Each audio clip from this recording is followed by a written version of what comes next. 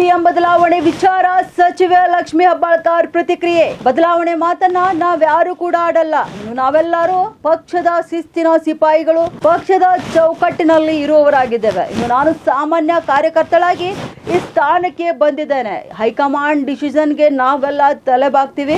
DK Siddu ಬಣ ಅಂತ ಏನೂ ಇಲ್ಲ, ನಾವೆಲ್ಲ ಒಟ್ಟಿಗೆ ಇರ್ತೀವಿ. ಸಿಟಿ ರವಿ ಅವರು ತಮಿಳುನಾಡು ಎಲ್ಲ ಉಸ್ತುವಾರಿ. ಸುರ್ಜೇವಾಲಾ ಕಷ್ಟ ಕೇಳೋಕ್ ಬಂದಿಲ್ಲ, ಕಪ್ ಕೇಳೋಕೆ ಬಂದಿದ್ದಾರೆ ಎಂಬ ಸಿಟಿ ರವಿ ಹೇಳಿಕೆ ವಿಚಾರ. ಸಿಟಿ ರವಿ ಅವರು ತಮಿಳುನಾಡು ಎಲ್ಲ ಉಸ್ತುವಾರಿ ಇದ್ರು. ಅಲ್ಲಿಗೆ ಹೋಗಿ ಕಪ್ಪ ತರುವುದು ಅವರಿಗೆ ರೂಢಿ ಇರಬೇಕು, ಆ ಪರಂಪರೆಯಲ್ಲಿ ನಡೆದಿದೆ ಅನ್ನೋ ಭಾವನೆ ಅವರಿಗಿದೆ ಎಂದು ಸಿಟಿ ರವಿ ಹೇಳಿಕೆಗೆ ತಿರುಗೇಟು ನೀಡಿದ್ದಾರೆ ಲಕ್ಷ್ಮಿ ಹೆಬ್ಬಾಳ್ಕರ್. ಬದಲಾವಣೆ ಅನ್ನೋ ಮಾತನ್ನ ನಾವು ಯಾರು ಕೂಡ ಮಾತನಾಡೋದಿಲ್ಲ. ಯಾಕಂದ್ರೆ ನಾವೆಲ್ಲ ಪಕ್ಷದ ಶಿಸ್ತಿನ ಸಿಪಾಯಿಗಳು, ಪಕ್ಷದ ಚೌಕಟ್ಟಿನಲ್ಲಿ ಇರುವಂತವ್ರು. ನೀವು ಗೊತ್ತಿದೆ, ಸಾಮಾನ್ಯ ಒಬ್ಬ ಕಾರ್ಯಕರ್ತೆಯಾಗಿ ಇಲ್ಲಿಂದ ಬಂದಿದ್ದೀನಿ. ನೀವು 10 ಸಾರಿ ಕೇಳಿದ್ರು ನನ್ನ ಉತ್ತರ ಅಷ್ಟೇ ನಿಖರವಾಗಿಯೇ ಇರುತ್ತೆ.